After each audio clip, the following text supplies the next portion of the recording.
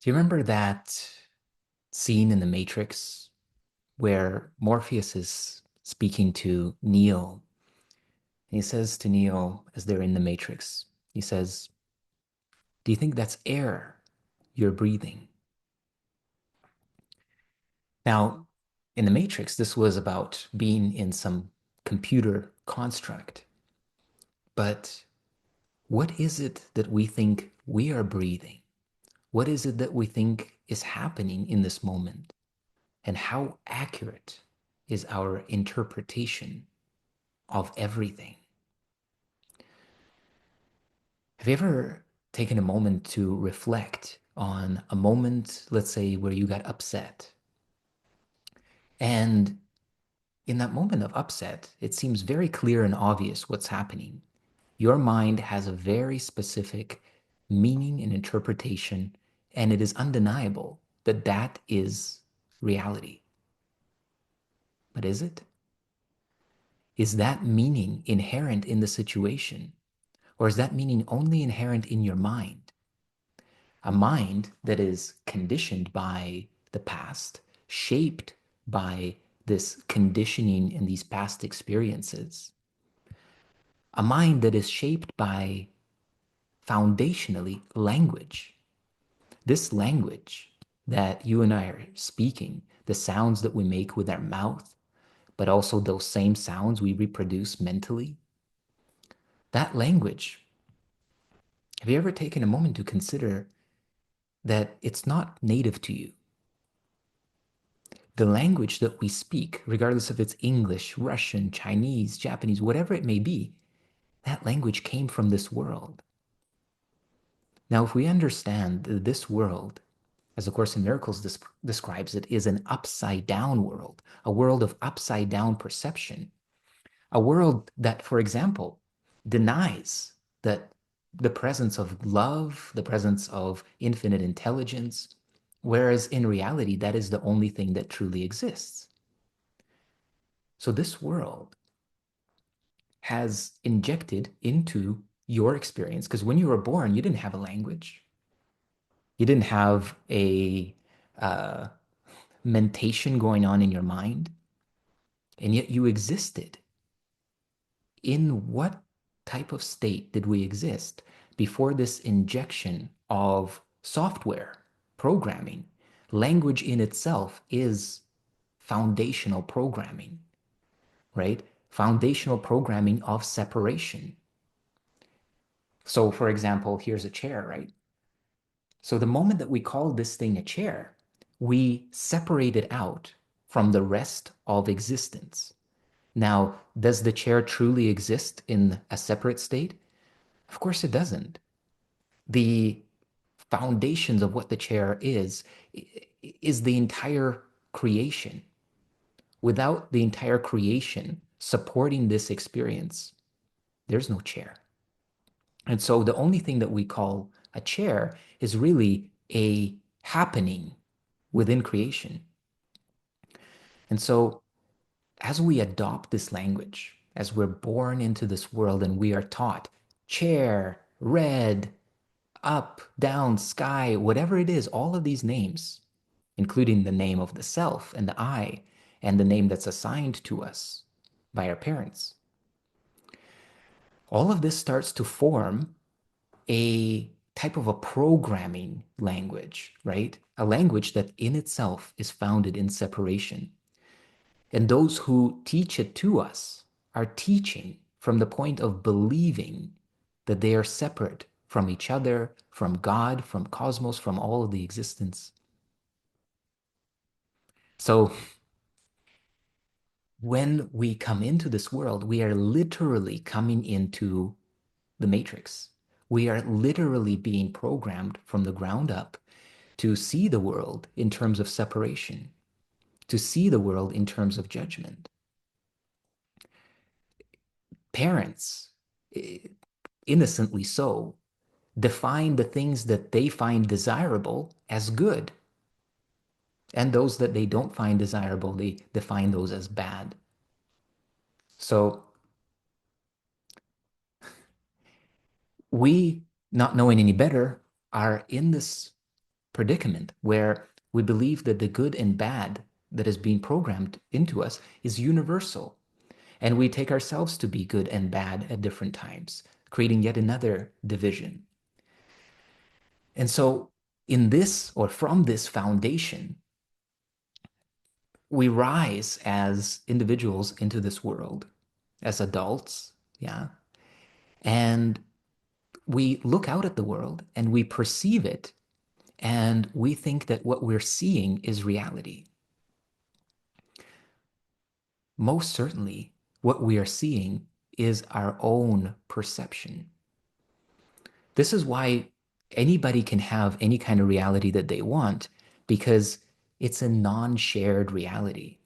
It is the reality of one. It is a dream. It's a fantasy. And so as we navigate this world, we paste our own fantasies, our dreams, our meaning making, right? Our interpretations over reality. And thus giving us an experience in which we appear to be seeing the world out there. Inadvertently, what we are seeing is entirely meaningless.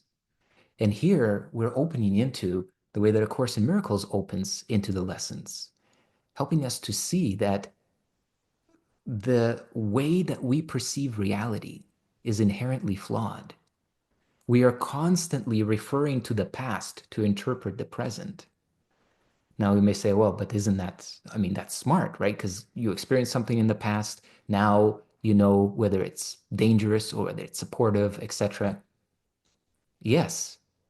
And this state, which we call the state of survival, then becomes a perpetual state. We're constantly discerning in the name of survival. And this may be coming from our animal bodies. This may be just the way that this level of creation can operate.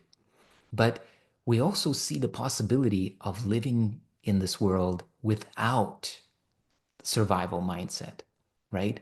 Because we know that inherently, when we are in survival, we are foundationally in a state of separation.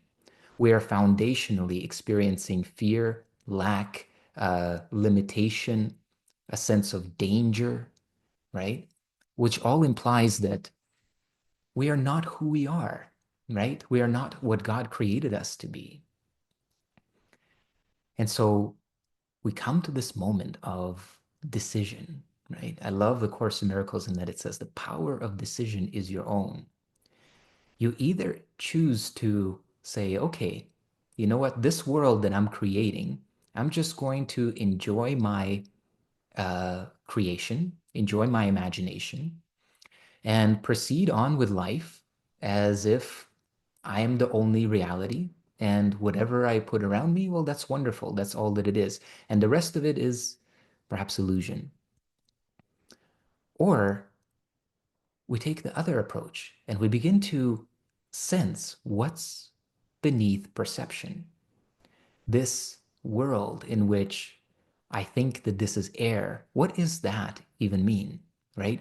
It's that we put a word or a sound onto something that would otherwise, as babies, we would say, you know, whatever we point to, right?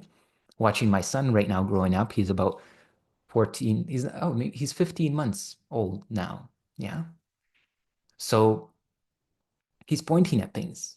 Ah, right? And then the adult goes in to fill that with a word, like that's a duck, or that's a wall, or a spot on the wall, or whatever it is.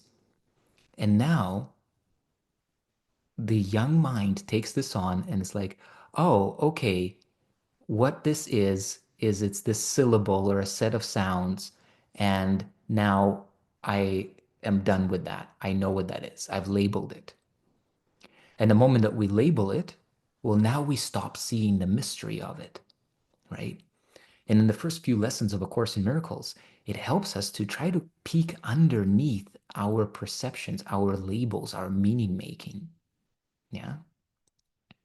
So if everything that we're seeing here in this moment is being filtered through a lens of the past, it's no different than us having some kind of glasses on, right?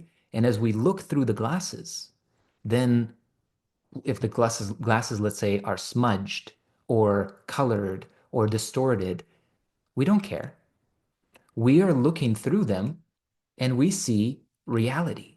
We see unquestionably whatever our interpretation is, and we're convinced that that's the case. But where does that lead us? So, what I want to share with you in this journey today is how to move from the state of resistance and conflict and judgment and competition and friction with everything, basically, to a state in which we can abide and witness life and see the beauty in life and yet not get personally involved. Why wouldn't we want to get personally involved? Well, the reason is that we don't know what our own best interest is. We don't know what those interests are.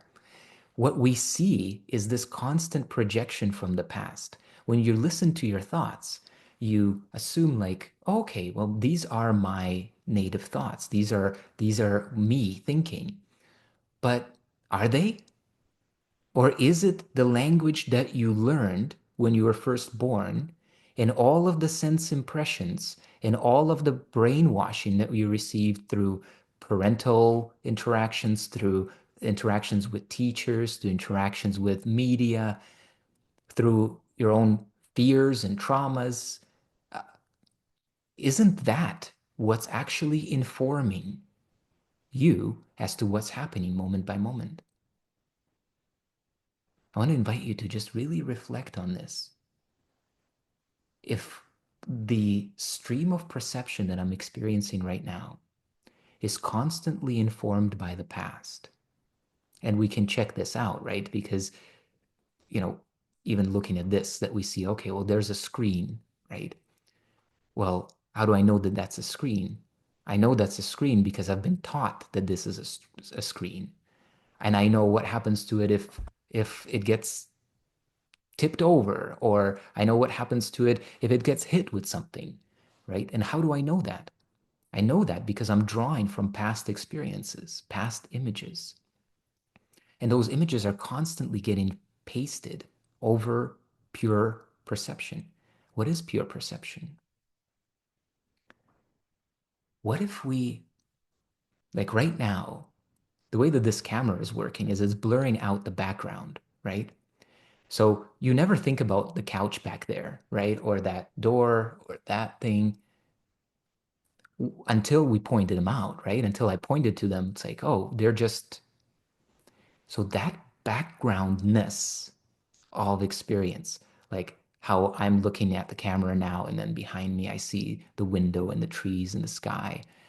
Um, when I don't label them, when they are in the background and the tension is focused on one thing, they are in their natural state. They are undifferentiated, unseparated, right? And what can we even say about them? We can notice their presence, the colors, the shapes, but nothing in the background of experience ever presents any problem to us. The only problems that we have are the problems where we focus our attention on something and see and perceive it in a particular way. But we assign that problem to the external world, not to our own perception. But yet it is our perception that is shaping the external world for us in the kind of particular way that creates a problem, that creates friction, that creates resistance. Like, let's say, for example, can you think about a time where somebody that's dear to you, maybe they didn't return your phone call or didn't return your text, or you emailed them and they didn't return your email. And right away, or not right away, but after some time, you start to notice and you say, okay, wow, um, I'm starting to feel a certain way. Like, why aren't they responding to me? And you start to think about, oh, maybe they think this about me, or maybe that happened, or maybe. So whatever your particular orientation is. You may be somebody who's used to worrying about it. You may be somebody who feels very proud, and then you're like, oh, how, well, I don't need them anyway, right? Or maybe you're somebody who feels the sense of insecure attachment, and you're like, oh my God, like I hope they reach out to me. I wonder if something's wrong with me. Whatever that may be, this mechanism is entirely out of our own making. The other person may simply have opened the text, had another phone call come in, they pick up the phone call, they get some kind of news, they're caught up in a different train of thought, and they don't come back to that text. It's happened to me, right? Meanwhile, on the other side, all kinds of interpretation and emotional journeys are being had that are completely divorced from reality, from what's actually happening. So this is the setting that I want to open us into so that we can begin to explore this, right? Is it that the meaning that we're assigning to the situations in our life, is it that uh, is it that we want this to be left up to this arbitrary kind of amalgamation of whatever happened in the past that's shaping us, and we're just going to continue down this karmic path, which really, if we think about what karma is, it's the result of action, right? Karma is this idea that we are bound to repeat whatever has been started, right? Like you put out a certain energy, as you sow, so shall you reap, and then you continue to reap this experience. But where is that interruption where we actually can make a choice, right? The entire journey of spirituality can really be boiled down to this. Do you believe your thoughts or not? Because if you believe your thoughts, then you are bound to karma. You are bound to whatever has started, wherever it has started, in your great, great, great, great, great grandparents, however they have been shaped in whatever way. And as that lineage of frequency gets passed on, then boom, it's your turn. And then now you're running that same frequency. Very little difference from a wind up doll where it is wound up and then boom, and it does its action and it keeps on moving in its predictable, repetitive way. And isn't that what we experience as human beings? Until or unless we, yeah, just like Bree said, until or unless we're ready to claim our miracle. Yeah. The miracle is the opportunity to make a choice. But we cannot have that opportunity when we're glued to the screen of perception and unquestioningly accepting perception to be reality. So, in this space, there's often a counter argument saying, well, we only have subjectivity. So, how can I ever see outside or beyond this perceptual experience, right? If subjectivity is the only reality, then what other choice do I really have? Well, you have the choice of witnessing the experience and really beginning to see what's happening. If you can become aware of illusion as illusion, this is in itself the awakening out of that hypnotic spell, isn't it? Like if you are looking at an optical illusion, for example, that seems to present that something is over there, let's say an optical illusion like train tracks converging in the distance, but you know that that's an illusion. So now, even though you see that, it no longer informs you and you don't start freaking out that you're going to get derailed as you're on this train and you're watching the distance and you say, oh, wow, actually, it looks like they're converging, but they're not. And in the very same way, you can begin to relate to your own perception. You could say, oh, it looks like there is some kind of offense, but I know that my perception is not a representative of the truth, right?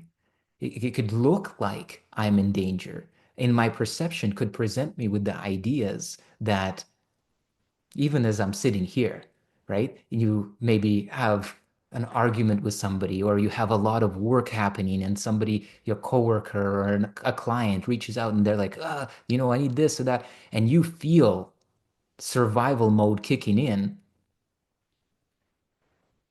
If we can train this aspect of ourselves to begin to witness and say, oh, yeah, I can feel that survival mode kicking in. I can see that there's this perception that I'm overwhelmed or I'm in danger, but I know that that is not the truth. I recognize that this is a meaningless thought. It is a thought that's being projected from the past. It is a thought that clearly I'm not choosing. And here's the distinction that I really want to kind of offer you as a foundation. Yeah. Foundation between the real and the illusory. The real is love. It's just that simple. So your real thoughts, the thoughts that are representing your true self, will never be in contradiction to love, to peace, or to joy. Yeah. If whatever is arising in your mind, in your perceptual field, and it contradicts peace, love, and joy, clearly we also have a very strong feedback system. It's called the emotional guidance system. Now, I know the Course in Miracles doesn't talk about it that way, but if you explore the nuances of when it's talking about emotion, you'll see the same mechanism at play. It's that any time that we deviate from the true self, from the alignment with reality as it is, we feel suffering. And in the Course, it describes how our capacity for suffering is great, but it is not limitless. There is an edge to this game, kind of like in virtual reality games, right? You seem to have this like huge world and you're like, but then you're walking into a wall and you're like, oh, this is the boundary of this reality. So this one also has a boundary, and that you can only suffer up to a certain extent before it becomes intolerable to you and facilitates forcefully a change. Now, we don't have to go to that extent. We can begin to appreciate that in each moment, whenever we notice that we are not in peace, love, and joy, let that be a signal. Let us embrace this guidance as a friend. And whenever we feel suffering, whenever we feel contraction, whenever we feel that sense of um, anything other than peace, love, and joy, we can say, thank you. Wow, you're trying to wake me up. You're trying to show me that I'm believing myself to be something I am not.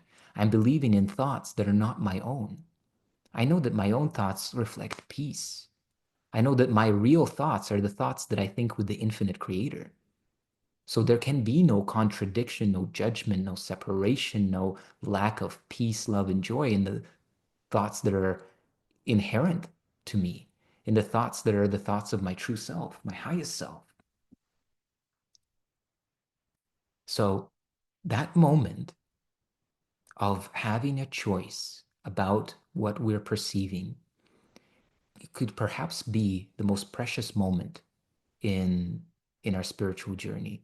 It is, in fact, the core goal of spirituality is to open up this choice. And the primary choice, once again, is, do you believe your own thoughts? Do you believe them as the truth? Or do you have within you the ability to witness your thoughts without believing in them? In much the same way as when we have the seagulls flying by, and they're flying by and they're making their seagull noises. and we don't do anything with that. It's there. It's like wind moving through the leaves of a tree. It's just there. We don't make any meaning about it. We don't judge it. So, can we come to this place in which we see our thoughts as these arbitrary wisps of past experiences, right? Or perhaps we even see them as part of this language of the matrix programming, and we say, okay, can we walk through this world, right, with a lightness and an ease and be not of it, right? Be not of the thought world of separation, because apart from the mind of man, there's nothing here that contradicts. There's nothing here that contradicts peace. There's nothing here that contradicts oneness. There are shapes and colors and movements happening. There's change. But the moment that we attach to a sense of identity that is of this world, like I am Boris and you are you, and now we're getting into this dynamic of duality, and now we're bringing in all of the likes and dislikes, and now we're bringing in, but this is a broadcast that we are hearing. And my invitation is that we begin to listen to this broadcast with a different kind of attunement, with a different ear, so to speak. So, as we begin to notice our thoughts, we can start to explore what would it be like to just have a thought and not identify with it, to just listen to it in the same way that we might listen to sounds out in nature.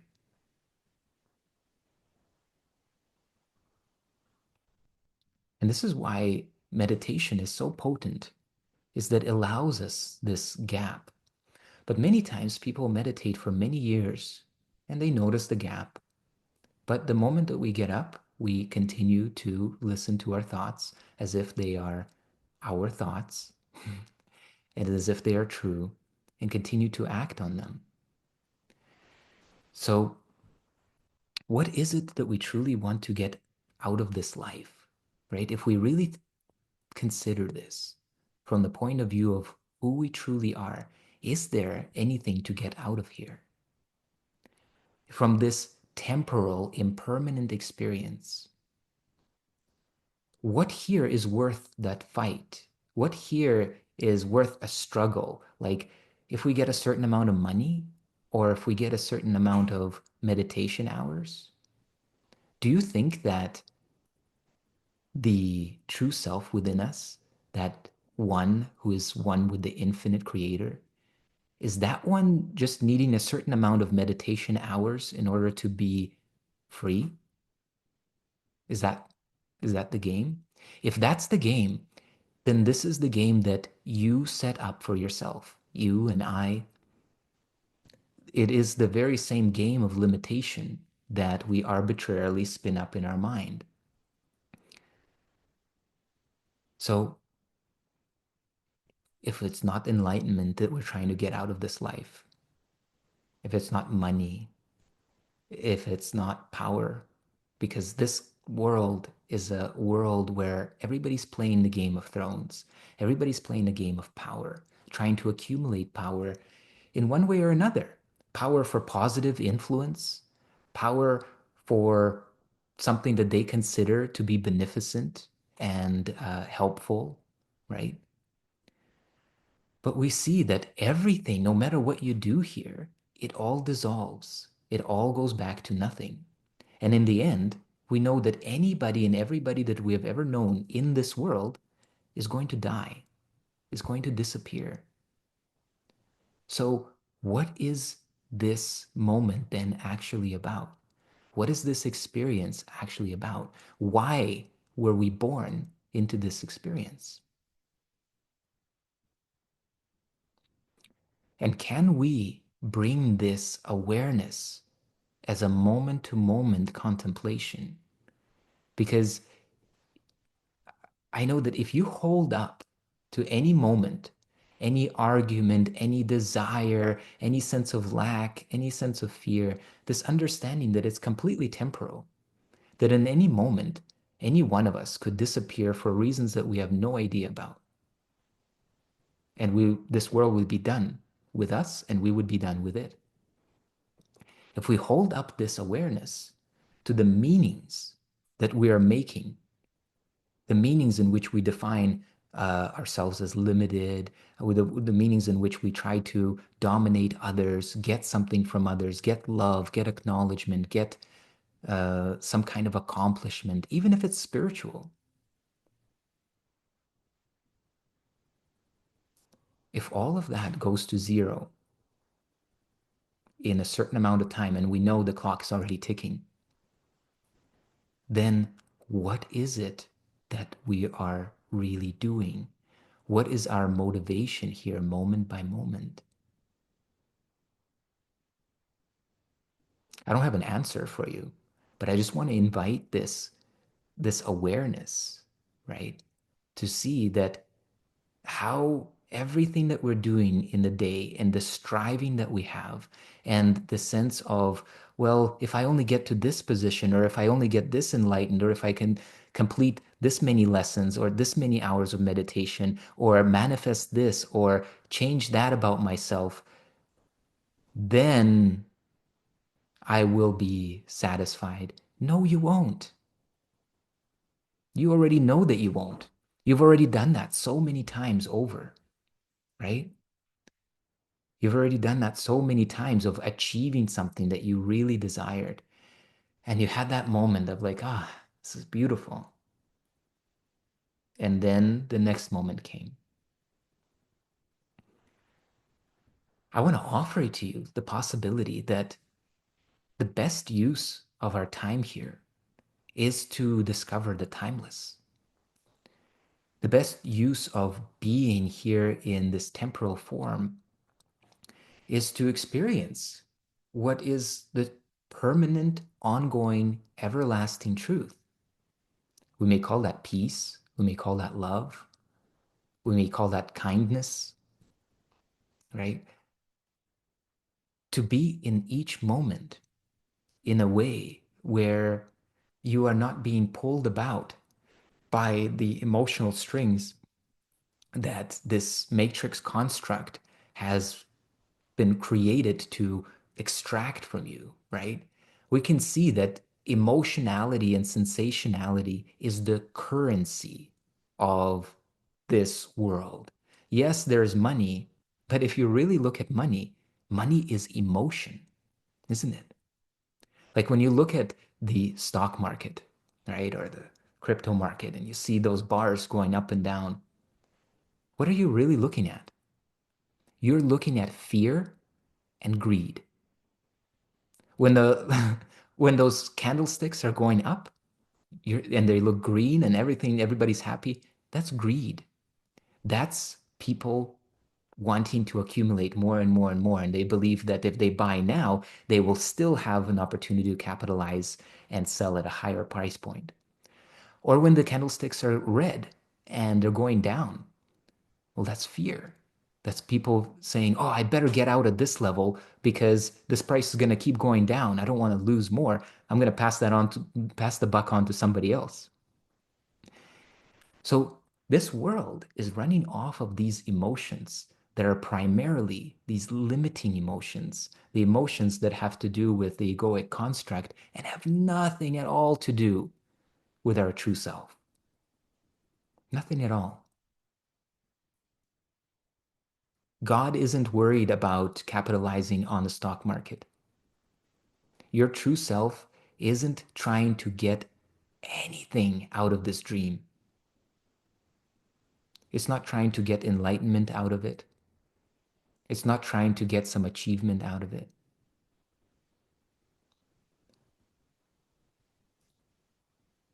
So we have this opportunity to take a peek beyond.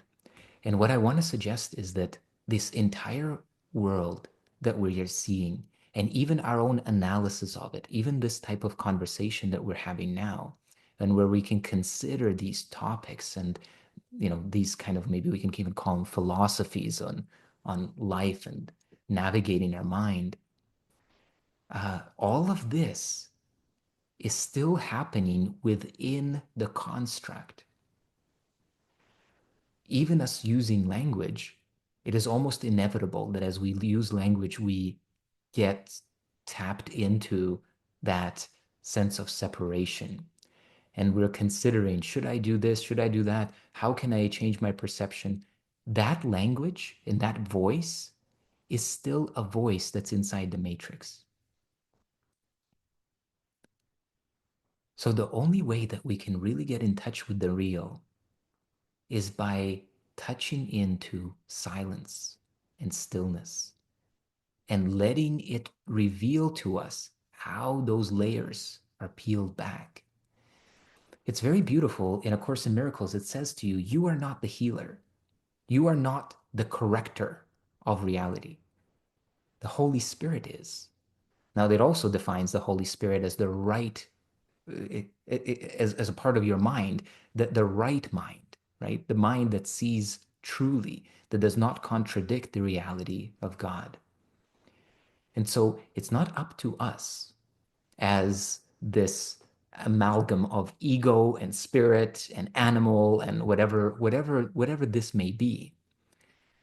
But it is ours to yield and to invite this presence of the Holy Spirit, this presence of infinite intelligence, right? If we don't like Holy Spirit, we can definitely talk about it as universal intelligence, the omniscience that that is the foundation of creation, the one that makes the every aspect of this world animated, right? So we can refer to this intelligence within ourselves and say, hey, reveal to me, reveal to me how I can be responsible for my own perception. Reveal to me the illusions that I am uh, taking to be reality, taking to be the truth. So I want to invite you for a quick exercise. I want to invite you to, if you can join me, to close your eyes. And as you let your eyes gently close, take a deep breath, release it, let your body settle into a little bit of stillness, and just begin to witness the thoughts in your mind. Allow it to be as if you're witnessing leaves being carried down a stream.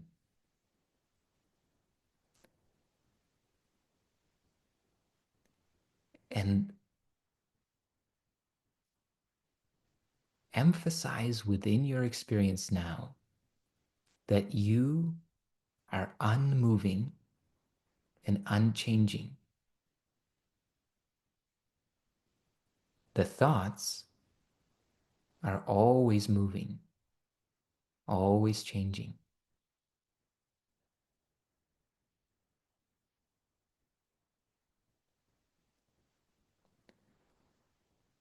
And as these thoughts progress, and the thoughts may be subtle, they may be just shifts of attention, or the thoughts may have a narrative to them. See if you can take a moment now to just witness them as if they are just parts of nature. Again, like leaves floating on a stream, like the chirps of birds. Don't interpret the thoughts at all.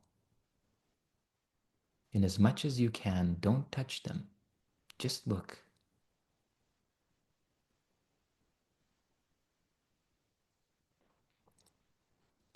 And try on the perspective. Try on the lens. These are not my thoughts. Just consider that perspective as you witness.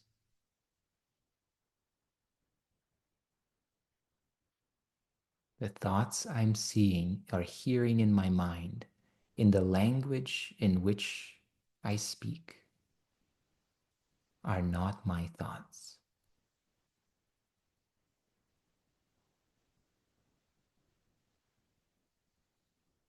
These thoughts belong to the dream character. The dream character belongs to the dream. I am witnessing the thoughts of my dream character self as it participates in the dream.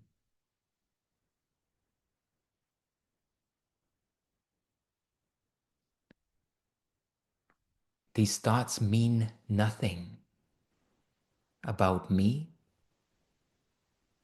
or about reality.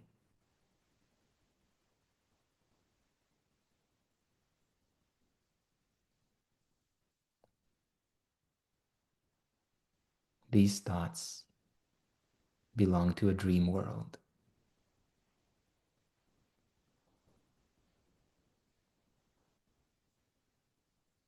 And just witness, see what it's like to experience thought through this lens.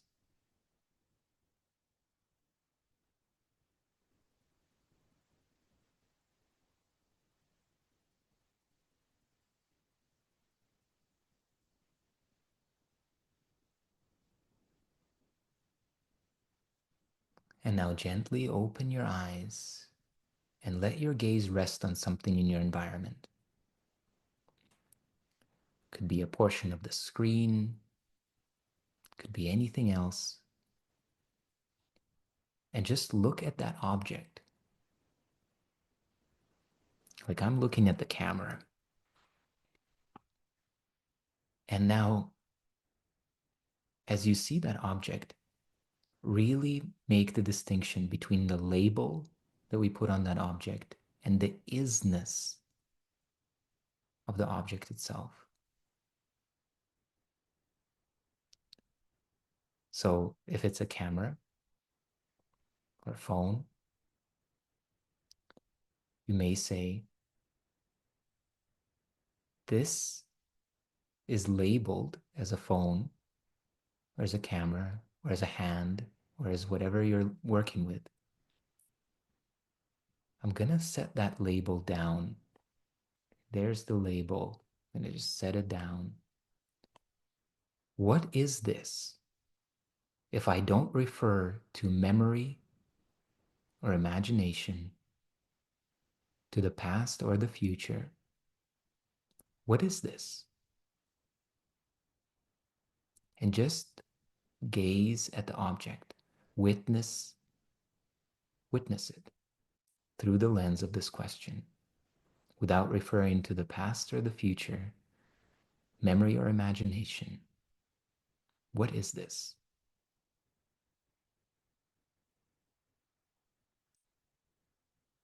We're not looking for a mental answer. I just want to invite you to sense. Sense and witness and listen. What is this?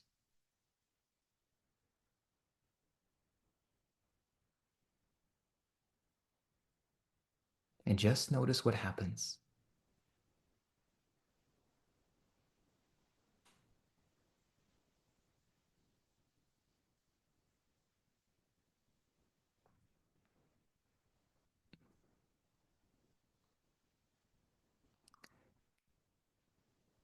You may be able to glimpse a sense or a state in which you feel a sense of peace and spaciousness when you do this. Or you may have thoughts about it that keep on coming up, and you may not see or sense any difference. But whether you take a physical object or a thought or a mental image, it doesn't matter. If you can begin to explore this sense of approaching it without referencing the past, without defining it by a label, which is simply a set of sounds, and say, okay, I'm not going to touch any of that. I just want to know, what is this? This type of contemplation is going to reveal something. And it's going to reveal something that is both subjective and yet not based on past programming. Now, what it reveals is ineffable. What it reveals starts to melt all boundaries of separation. What it reveals starts to crumble the foundations of how this world is known to work, where we belong in it, what we're supposed to do, and all of that. What it reveals is what I think children see when they first come in, which is an experience that is deeply freeing and unlimited in any way. So the limitations that we experience in our mind, we can begin to see them as illusions. We don't need to force them away. We don't need to change them. We can. I mean, there's many modalities that are about helping you change your mind, change your beliefs, change your thoughts, and this will produce an effect. Every thought, there's no neutral thought. Every thought produces an effect. So you can do that. But the greater opportunity is to see, what is the meaning that God has placed onto this particular experience? What is the inherent meaning that is not being projected from my past, but that can be experienced in the immediacy of now? Because everything that we want, every experience of peace, love, and joy, it has its roots in this undefined, uncontrived, unlabeled experience. And you may define, contrive, and label it. The essence of it remains completely free. And we can always make contact with the essence, even in the midst of intense identification, struggle, turmoil. You can look right beneath all of that. Notice once again the essence of this moment has no relationship at all to the story that we have about it. And sometimes that's very easy to do, and sometimes it's extremely difficult to see this. But if we practice in the times that it's easy, we begin to reveal. Well, do we reveal, or is it revealed to us, the ever present opportunity to live in peace, in love, in joy, to live in the mystery of the now, with all of the plans that we hold in our mind for how we will make the now into a better now. You know how laughable this is from the point of view of our true self, from the point of view of infinite intelligence. We are not going to actually make the now any better by taking thought, by taking action, by doing whatever. So if we are willing to open to a different motivation, then the impulse of the matrix that we feel drumming through our through our identity with our dream character, then there is something else here that can lead us. But it has nothing to do with anything that we can reference in the mind or in the past. It has to do with revelation, and it has to do with a type of surrendering into the mystery of this moment without trying to control it. The moment you try to control it, you inevitably end up in separation and you are right back in your dream. But the moment you allow yourself to truly witness it and feel the divine impulse that is not about gain or loss, not about fear or greed, well, now we begin to operate from a different state of consciousness. And in A Course in Miracles, this state of consciousness is called miracle mindedness, right? It's the awareness that no matter what arises in our experience, we are perfectly safe at all times. And anything that seems to be threatening in any type of way can be transmuted or alchemized, or we can work miracles to transform that into something that is completely innocent, loving, lovable. Yeah. So that's what I wanted to share with you today.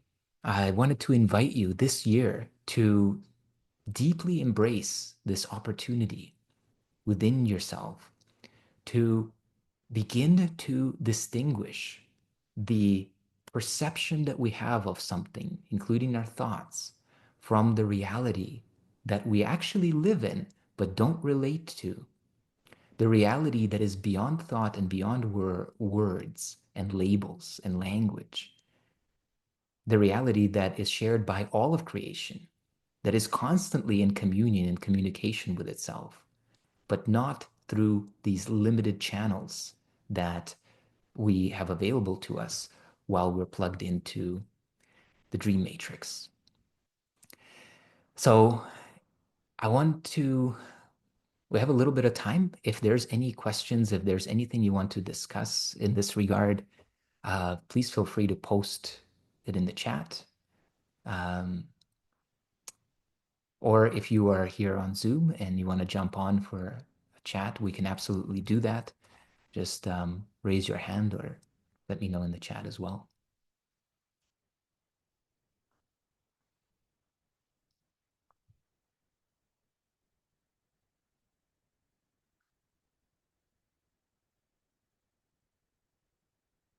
Yeah, Joan, absolutely. Let me see if, I think you should be unmuted now. Yeah. Hi. Hi, Joan. Hi, nice to see you.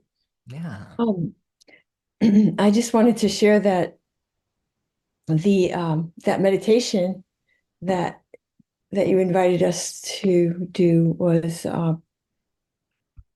it I noticed that it was like, oh, okay, I'm going to do this. I've done this so many times before, blah, blah, blah. But the way you guided it was really helpful because it really brought home um, how much beingness is entwined with the character. It's like this character is doing beingness, Yes. and you flip that, and it is disorienting because, and it's exciting on the one hand because it's like, oh my God, I need to see this. Um, and it's disorienting on another because I've spent so much of my life doing that. So And beautiful. Yeah. I just want to really highlight what you said. It's the character doing the beingness. It's the yeah, character doing the meditation. This is this is why people are in these practices for years and lifetimes and they get really good at it. But all that's happening is that their ego gets good at this, whatever this is, it's another part of the dream. And this is the same thing that happened to me, is because I've done the course so many times, but there was a time, and it just like literally like in this past, maybe like within this past year, this experience of, oh wow, like there's another level to this. Like it's so hard to notice that it is the dream character that's doing all of this and then deciding and then using the spiritual principles, and to find that other next, so to speak, level of witnessing, which is what I think you're touching into. yeah, very much. And the other thing is, I'm sorry I was late because I set an alarm for 2:30 to my time so that I'd be ready by 4, and then I forgot. So I went on to so I apologize for being late. I happened to see the email, but um, I had also learned that our stock market here in the US went down quite a bit today. And then you start talking about that, and I was like, oh my God, this is so perfect because everything I heard you say, I was experiencing. Yeah. And the other thing is, like when you said to focus on an object, I focused on just on the other side of this computer screen, the plastic bag, which I would normally dismiss and not spend any time looking at. And meditating on it and communing with it, it sort of went from this sharp image to a blurred, interacting, living image. And Mhm. Mhm. it was quite an experience. So, Yeah. Beautiful. I have the same kind of, yeah, almost like a visual experience. And of course, in the course, it talks about it. It says that we will see edges of light around objects, right? There really is like a visual component to it. And sometimes people are like, oh, well, I want to see the lights. I want different lights. I want like different experiences. And that's again, like we're just like going into that same game where we always are.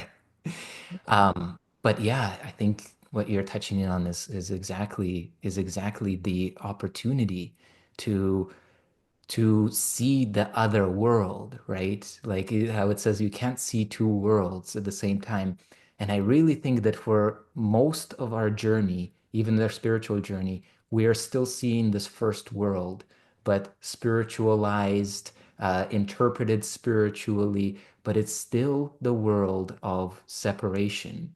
And it's yeah, still the world in like that we are languaging and discerning and judging and doing all of the same thing. Um, and that other world is the world that's whose language is silence. We can call it silence from here. Obviously, it's not nothing. It is completely communion, but it is not shaped by words. yeah, yeah. Thank you. Yeah, of course. Thank you, Joan. Appreciate Mm. you. I saw Karina was saying, can I say something? Karina, what did you want to say? Um, Thank you, Boris, for this lovely session. Of course. Um, so yeah, I've just this last year, I mean, I've learned everything about Course in Miracles. It just opened. I went through a very difficult situation, and it just opened for me. And I'm like, I was like, oh, life is so easy if you just follow these principles, like you don't have to have problems with relationships. I've learned that before I would label my friends or my son's behavior, and then it will upset me, and I would think, oh, what should I do? What should I say? And then doesn't matter what I say, they don't change because sometimes it doesn't come from love, or most of the times it comes from criticism. And so yeah, I've just learned to not label. They just their own person. They do what they do. It should not affect me. I just and because I've come from love so much, and our relationships change so much. So this first lessons in A Course of Miracles is actually so important, and I don't know, I've never actually realized how important it is because it teaches you how to look at situations. Don't put emotion into something. Don't make it like a big thing. And so I've done now a reflection sheet every evening that I go through and like, okay, what was my thoughts today? What did I think? And and I really try to see that I can not think, not label, not judge, and if I can just come from love all the time. And um, I don't know, it's just so life is just so easy. I love that you're having that experience. And I remember, this is definitely something that goes in and out. Um, but maybe yours is different. But I definitely remember my initial experiences with A Course in Miracles where it just like blossomed open and I'm like, oh my God, it's perfect. Like I'm done. But then but then other things creep in and it almost seems like it's like layers. Like we could come to a certain threshold and then we see through that and then it's like it opens up into something very beatific. But then we hit another ceiling and that other ceiling may be some other sense impression or a trauma or something from the past, something reminds us we're in a new situation. For example, right, like I became a father last year. So when in 23. And so, it brought up new things that were never active in my consciousness. I could have never experienced them prior. Yeah. And now new considerations, new emotions, new relationship dynamics. And then, yeah, it may bring up something again. And it may, as it has for me many times, it may pull you back into your dream. And all of this stuff becomes like mental gymnastics, and you're like, oh yeah, this, I know all of that, and yet I'm still suffering. And the thing is that you've fallen back asleep into the dream, and that's okay. That's also very much okay. I had one time a really dear friend point this out to me, that sometimes when we fall asleep, we get upset.